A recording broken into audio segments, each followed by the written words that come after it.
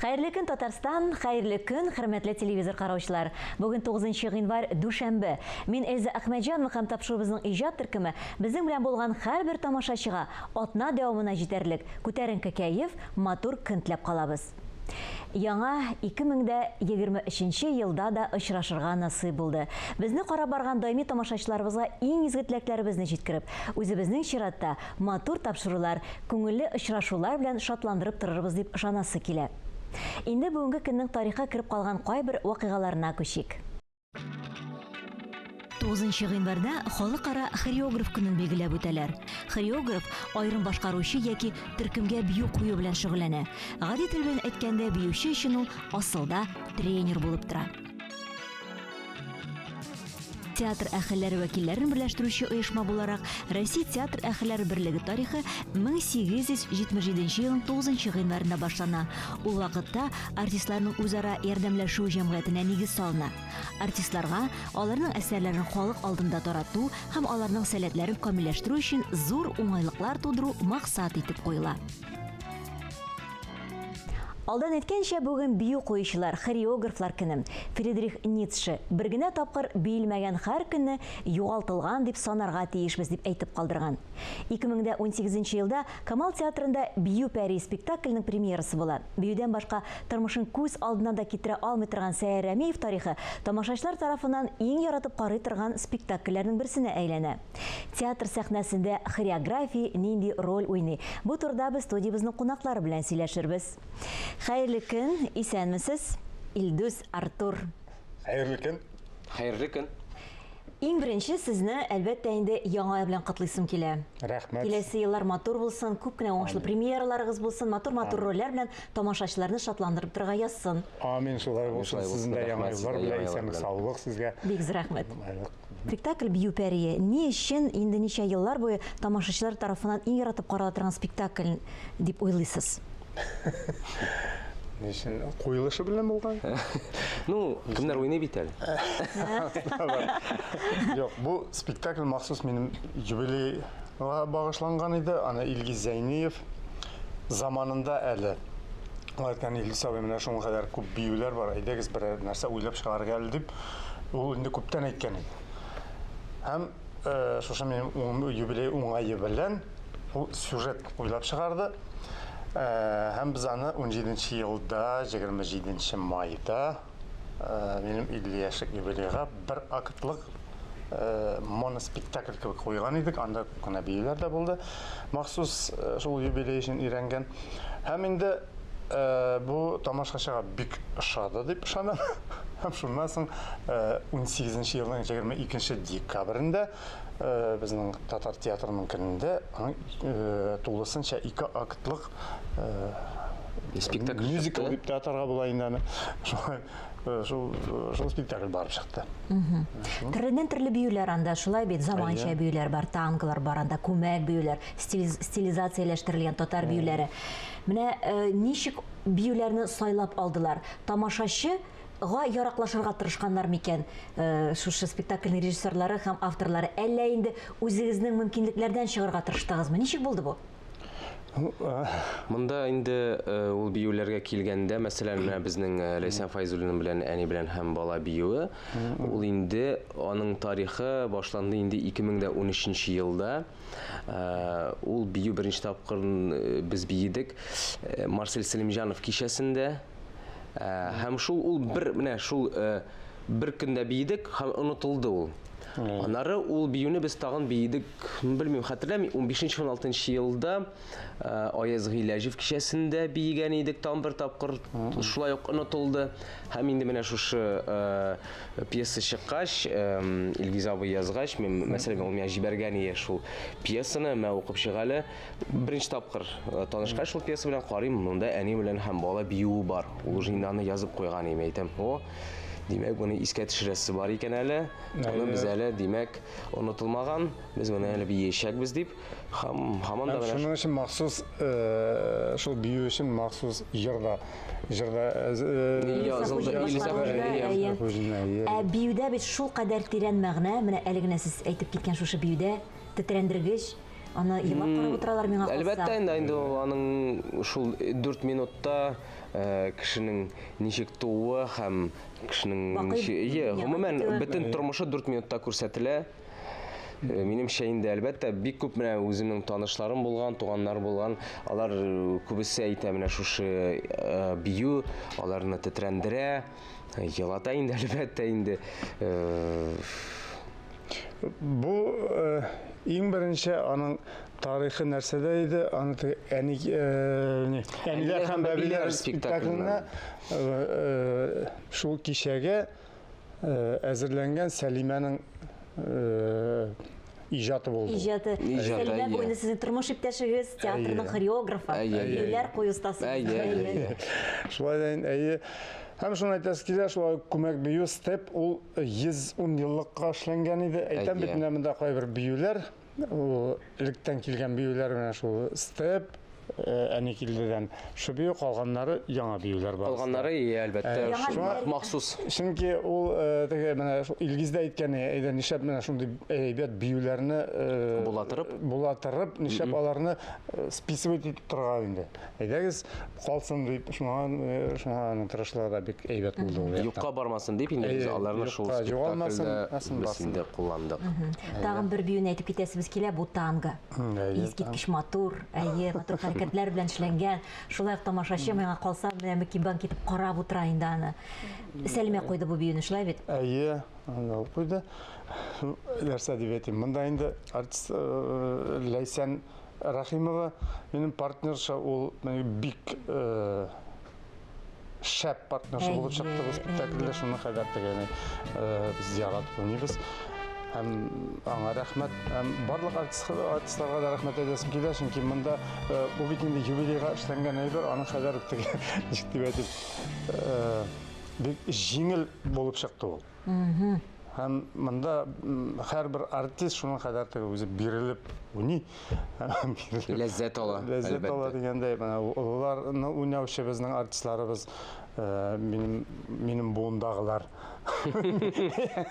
Картайып баручы яшьләр без инде без аларны шулай дип үзебезне шулай беркайчан да картаясы килми бит инде. Без беләс.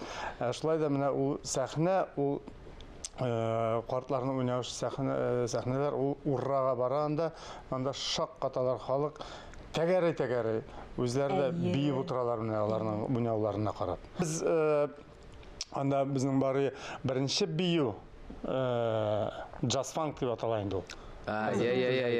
Без аны махсус ул биюне әзерләр өчен бардык кызлар белән ничек егетнең исеме? Алмаз икәнен беләм. Фамилиясын хәтерләмим. Алмаз дигәне ул джаз-фанк буенча специалист, ул безгә өйрәтте. Анда Сәлимә компоновать итте инде, шулай куйды хореографиясын, ул безгә бөтен хәрәкәтләрен күрсәтеп, нитеп шактый гына безнең белән эшләде, бер 15 дәрес бирдек. Шулай ук без Артур белән бардык, махсус безнең номер бар. Батл безнең анда хәзерге заманда. Андагы мәсәлән связкаларына бир өчен біз бардык махсус Тодос студиясына. Анда безнең Екатерина исемле кыз яшь безгә өйрәтте шул хип-хоп буенча связкалар. Ну без бер айлап, 2 айлап җирдек инде. 10 дәрес алдык. 10 дәрес булды безнең. Һәм шу булган связкаларны инде без. Театр училищесына укыганда ук бит сәхнә хәрәкәтләренә, хореографияга өйрәнәләр, шулай бит. Әле алганда да түгел, сез үзегездә ничәдер ел хореография өйрәттегезме? Юк, минем ул аз гына булды, хореография училищесында. Мин хореография буенча укытмадым. Юк, ләкин минем бар справка, мин биюләр һәм сәхнә хәрәкәтен алып барага укытучы буларак эшли алам дигән. Дипломга справка бирделәр миңа. Ләкин минем нәселдә күп укытучылар, ләкин миннән укытучы булмады. Мин башкаручы гына дигән. Әгәр дә менә сез драма театрында эшләмәсәгез, биючы булып китә алыр идегезме? Білмеймін, меніңше бию пәри спектаклі махсус міне. Жоқ, меңа әйткені бар, менің бию ұстазы Мәскеуде оқығанда, сен балетқа юғалған кіші, балет үшін юғалған кіші дейді. Чөнки балетта бетінде ол хореографический училищеға бала шақтаным барға керек. Анда кішкенеден аулалар. Біздің ауылда өзің білесің, Опаста өстік. Біздің әлбәтте бию түгәрәгі бар ие. Өзі біздің балет. Біздің анда біз бейдік әлбәтте ауылда. Балет деймін. Шулай да ауылда өзің білесің, біз түрлі түгәрәкләргә ердік, бейедік те, жырладық та, ләкин аның қадар гына балетқа ол жетмей. Харшалда мен болғаны білән қанағат Аллаға шүкір. Сіз неше қабыл етіп алдығыз, менә бу спектакльдә катнашуны һәм дә инде белгәч, күп кенә биюләр башкарга кирәк икәнен. Мәсәлән, минем өчен дә ул бик зур яңалык булды. Хәтерлим, ул көнне яз көне иде, белмим нинди айны икәне, ятып тора идем һәм Илгиз абый Зәйниевтән килде сообщение, ул миңа җибәрде шул пьесаның текстын. Карим бию пәрие, әйтәм, ого, нәрсә икән бу, карим, катнашучылар кем, Сәйдәш анда минем образ инде. Әйтәм, бу миндер инде, белмим инде, әйтәм, яра укып карыйм инде. Укып чыктым. Ну, аңладым, бу инде зрәгә генә җибәрмәгән миңа. Әлбәттә, бу персонаж минеке булырга тиеш дип уйладым да, әйтәм, ого, күрәселәр бар икән алда. Аннары Илдус абый белән безнең батыл дигән, әйтәм, ого, монда нәрсәләр булыр микән инде. Шул хип-хоп безнең булды инде, әлбәттә, һәм Сәлимә апа куйган безнең Ике өлештән тора инде. Ия. Һәм гомумән килгәндә бик якын булды бу минем роль, чөнки ул персонаж, мәсәлән, әйтергә була, ул мин чынлыкта. Анда ничек дип әйтим, ул персонажга кереш өчен миңа әллә нәрсә тормый, чөнки мин үзем итеп хис итәм шул персонажда. Мин тормышта үзем шундый, мин шундый. Шакыма. Ия, шакыма. Юк, стәлгә шакыма, микрофон монда. Ия. Инде мин биюгә килгәндә инде шул театр училищесынан башлаганда, без икенче курста инде сәхнә хәрәкәтләре керә башлады һәм шуннан бирле мин кызыксына башладым. Беренче адымнарым Майкл Джексон белән башланды. Һәм шуннан Аның йыгындысы сизелә, әлеге спектакльдә миңа калса. Ну, мин тырышам аның берничә мәсәлән хәрәкәтләре. Аның хәтта номерда бар Майкл Джексон. Майкл. Һәм шуннан китте, менә һәм бик рәхмәтлемен Илгиз абый Зәйниевкә шундый мөмкинлек биргән өчен минем шушы пластик хәрәкәт мөмкинлекләремне күрсәтергә шушы спектакль аша. Башка театр сәхнәләрендә менә сезнең әлеге спектакльгә охшаш спектакльләр бармы? Кызыксынганыңыз бармы? Бәлки безнең Казан театрларында гына түгел, менә ил, чит илләрдә, мәсәлән, мюзиклга охшаган дип әйтеп киттегез инде әзрәк менә. Әлбәттә, күбәнне. Бар име? Җитәрлек, шактый гына. Хәзер бит мюзикллар алар бик популяр дип әйтергә була. Жанр. Хәтта Мәскәүдә караганык, Семейка Адамс турында, Фоменко театрында. Шуның кадәр аны Глушко, ул алдынгы хореограф дип Рәсәйдә беренчеләрдән санала инде Глушко, шул үзе куйган спектакль. Без шуны барып караган идек, анда кирип булмый. Урыннар юк. Без ничектер соңгы рәткә 2 билет кына әле. Сезнең бәхеткә булган инде бу име? Бәхеткә булды. Мин шул Мәскәүгә барган вакытта, шунда без кирип карадык Сәлимә белән, шак катып кайттык. Шуның кадәр дигән. Театр хореографияны. Шул ук монда да без бит инде профессионал биючеләр түгел. Безгә иң мөһиме эмоциялар күрсәтеп бию аша. Безгә менә әйтәләр, вот шундый шәп бию дип. Ул бит артистның ничек аны җиткерү.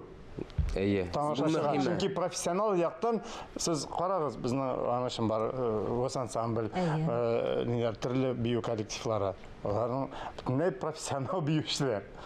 Монда безнең беркем дә профессионал биюче түгел, ләкин актерлык осталыгын бию аша күрсәткәч, ул чынлап та шәп дип әйтәләр. Шуның кебек һәрбер биюне яшәп алырга кирәк, шул театраль мизгелне. хореография дип әйттегез, менә шуның мәгънәсе нәкъ инде шушы актер остасы аркылы җиткергә тиеш тамашачыга. Аннар ул хореографтан тора, хореограф менә хәтта бии белмәгән артистны да биетергә тиеш. Аның кимчелекләрен Актерлык осталыгы белән аның кимчелекләрен яшерергә тиеш. Шуңа ул бик авыр эш минемчә. Иң мөһиме шул безнең хореографның бии белмәгән артистны биюче итеп күрсәтергә. Шул эмоция аша, шул ук ниндидер уй кичерешләр аша күрсәтергә. Шул хәрәкәт аша, ул хәрәкәтен шулай күрсәтергә тиеш. Ул чынлап та бии торган итеп уйласын халык. Шуңа күрә күп отзывлар булды, комментарийлар да булды безнең якка. Менә сез профессиональ биючеләрмесең? Миңа гомумән әйткәннәр бармы? Бар. Син кемсең гомумән? Артистмы син, биючеме син дип. Юк, бар, мине күрмәгән кешеләр дә булды. Син профессиональ биюче, сине чакырдылармысың? Махсус шушы спектакль? Мен әйтәм, юк, мин гамал артисты, мин әйтәм, мине бер чакырмадылар, мен әйтәм. Бу осталыгыз турында әйтә инде, шулай бит Артур. Сезнең Сәлимә белән танышу сәбәбе дә шушы бию булмадымы икән? Бардыр бәлки. Бардыр. Юк, Сәлимә безгә килгән вакытта без аның белән күп кенә спектакльләрдә бергә катнаштык. Партнерлар буларак та. Биеп. Менә бит. Менә шул турда әйтмәкче булам. Безнең эзләдем бәгыремизне Туфан Миннуллинның спектаклендә без аның белән икәү биедек башына ахырына кадәр. Мин аны күтәреп җирдем. Һәм бүгенге көнгә кадәр күтәреп дәвам итәсез, шулай бит? Аллаһа шөкер. Бер-ике сүз белән генә әйткәндә, мәсәлән, минем өчен бию ул нәрсә дисәгез, менә нәрсә икән Артур сезнең өчен бию ул нәрсә? Бию әлбәттә инде ул минем тормыш стиле. Ничек диләр бит әле хәрәкәттә бәрәкәт. Мин биюсез, хәрәкәтсез тормышымны күз алдыма да китерә алмыйм, чөнки мин сәхнәдән калада, тормышта, гел хәрәкәттә, монда чабам, тегендә чабам. Мәсәлән, минем әйткәндә машинам юк. Мин хәрәкәтләнергә өйрәнгән, шуңа күрә мин монда җәй йөрим, монда җәй йөгереп йөрим. Мин хәрәкәттә бөтен тормышым, шуңа күрә бию инде әлбәттә ул зур урын алып тора минем тормышта. Беренче урын дип тә әйтеп була. Шуңа күрә аңа карата минем мөнәсәбәтем бик җылы. Аңлашыла. Илдус сезнең өчен? Мин алай бик Беренче урынга күп сөйләсәм, юк. Минем өчен бию ул минем җырым. Шулай дип әйтергә. Тоже, Матур. Ярый, егетләр, килеп көнегезне безнең белән башлаганыгыз өчен бик зур рәхмәт. Безнең студиябызның, монда менә безнең операторларыбызның, режиссерларыбызның, тамашачыларның барыбызның да кәефен күтәрдегез. Яңа елда әйткәнемчә бар уңышларны теләп каласыбыз килә. Студияда кабат сезне көтәбез.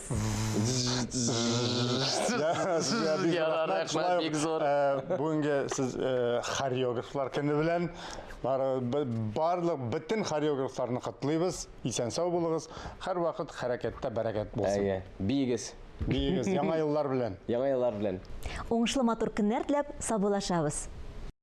Бүгенге шулар иде, мин Эльза Әхмәтҗанова сезнең белән иртәгәгә кадәр саубуллашам. Һәр көнегезне матур фикерләрдән генә башлагыз.